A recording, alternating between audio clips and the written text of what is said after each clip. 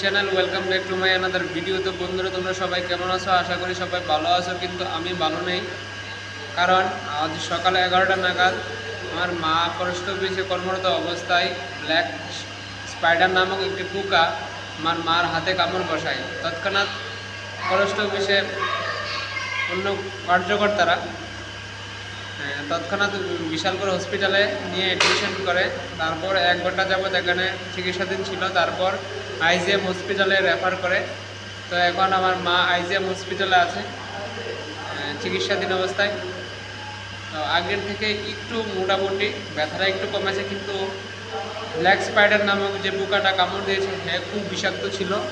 এই black spider এখন ত্রিপুরা তো অসংখ্যভাবে ছড়াচ্ছে, কিন্তু ব্ল্যাক স্পাইডার থেকে আপনারা সবাই বিরত থাকবেন, দূরে থাকবেন।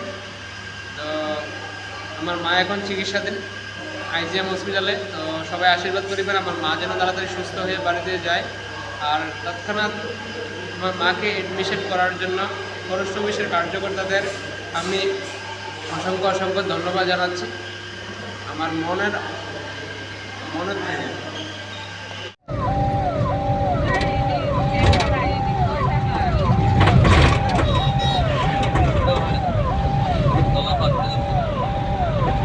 কে কামড় দিছে তোমারে?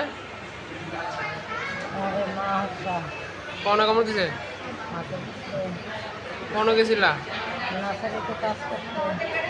কেমন তোর আমার পেশাটা? অফিসের স্টাফ আইসি নি?